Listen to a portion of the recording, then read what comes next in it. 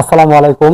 তো রীতিমতো আমি ভোকাবুলারি বই লাস্টে যে শব্দ অর্থগুলো আছে বা ভোকাবুলারি গুলো আছে এগুলো কিন্তু আমি আপলোড করতেছি ধারাবাহিকভাবে। তো এই পর্যন্ত আমি কি আপনার কাউন্টিং বা যে বলে নাম্বারসের যে ভিডিও আপলোড করছি ওইটা অবশ্যই আপনারা দেখছেন। তারপর হলো কি পিরিয়ডস অফ টাইম মানে সময়ের ব্যক্তিকাল, এটা নিয়েও কিছু ভিডিও আপলোড করছি।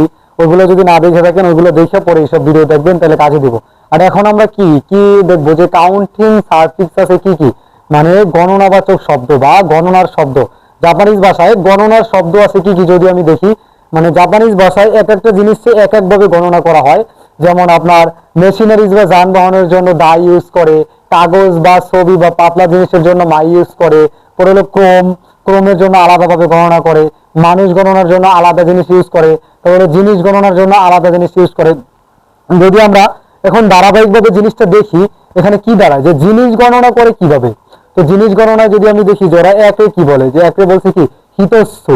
হিতস্সু মানে কি একটি, অনুরূপ ভাবে কি ফুতাস্সু মানে কি দুইটি, মিৎসু মানে কি তিনটি।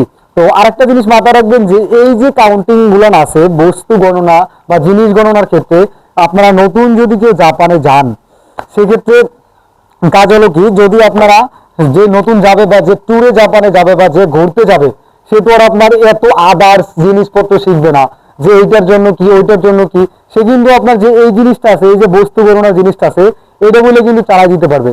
সে যদি আপনার মেশিনারিজ ক্রয় করতে যায় তখনও কিন্তু মিৎসু বলতে পারবে। তখন যদি সে গায়ে জানা না থাকে তখন কিন্তু মিৎসু বইলা চালাই দিতে পারবে।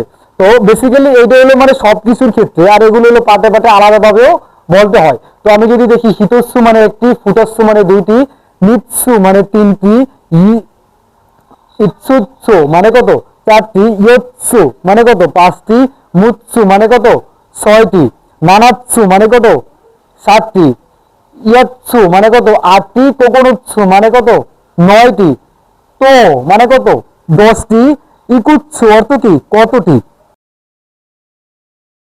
তারপর যদি আমরা দেখি কি মানুষ গণনা, তো বেসিক্যালি মানুষ গণনার ক্ষেত্রে কিভাবে গণনা করা হয়, যেমন এই যে হিতরি মানে কি একজন, ফুতারি মানে কি দুইজন। এই দুইটা কি এক্সেপশনাল বা ব্যতিক্রম। হিতরি আর ফুতারিটা কি ব্যতিক্রম। আর বাকি যা আছে এগুলোর সংখ্যার সাথে কি আপনি জাস্ট মিল লাগাই দিলে কি, যার সংখ্যার সাথে আপনি মিল লাগাই দেবেন তাহলে কিন্তু হয়ে যাবে। যেমন আমি যদি দেখি সানমিন মানে কত তিনজন। এই যে ইও আছে এটা কিন্তু একটু ব্যতিক্রম। এখানে কিন্তু আমরা সংখ্যা পড়ছিলাম যে ইয়ন, কিন্তু আমরা মানুষ গণনা, ঘন্টা বলা, মাস বলা এগুলোর ক্ষেত্রে কি আমরা শুধু ইউজ করছি। ইয়নিন মানে কত চারজন, গনিন মানে কত পাঁচজন, রকুনিন মানে কত ছয়জন, নানানিন মানে কত সাতজন, সিচিনিন মানে কত সাতজন, হাচিনিন মানে কত আটজন, হিওনিন মানে কত 9 জন, জুনিন মানে কত 10 জন। আর যদি আপনি কোশ্চেন করতে যান যে ওখানে কতজন মানুষ আছে তাহলে কি বলবেন নাননিন মানে কতজন।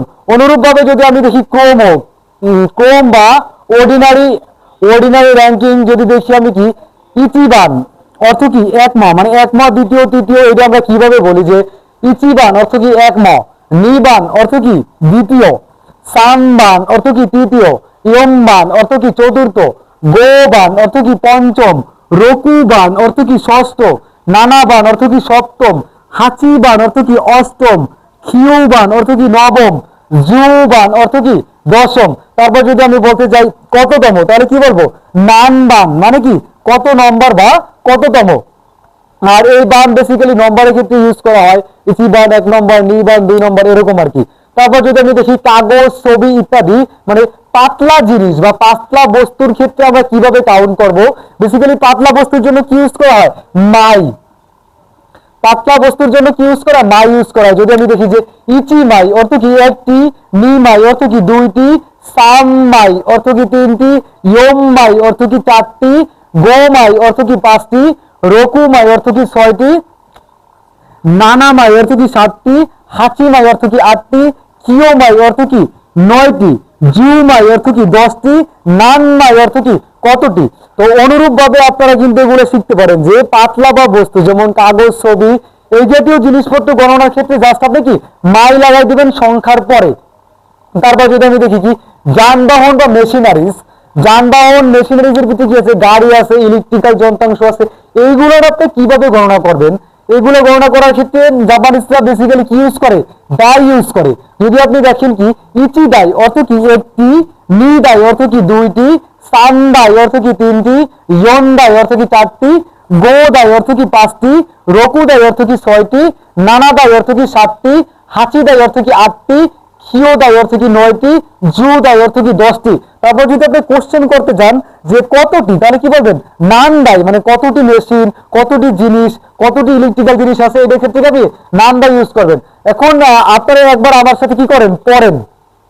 যদি আমরা প্রথমে যদি আমরা কি জিনিস গণনা দেখি যে হিতোৎসু, ফুতাৎসু, মিৎসু, ইয়ৎসু, ইৎসু, মুৎসু, নানাৎসু, ইয়াৎসু, কোকোনোৎসু, তো ইকুৎসু, হিতোরি, ফুতারি, সাননিন, ইয়োনিন, গোনিন, রকুনিন, নানানিন, শিচিনিন, হাচিনিন, হিয়োনিন, জুনিন, নাননিন, ইচিবান, নিবান, সামবান, ইয়মবান, গোবান, রকুবান, নানাবান, হাচিবান, হিয়োবান, জুবান, নানবান, ইচিমাই, নিমাই, সাম্মাই, ইয়ম্মাই, গোমাই, রকুমাই, নানামাই, হাচিমাই, হিয়োমাই, জুমাই, নানমাই, ইচিদাই, নিদাই, সান্দাই, ইয়ন্দাই, গোদাই, রকুদাই, নানাদাই, হাচিদাই, হিয়োদাই, জুদাই, নানদাই।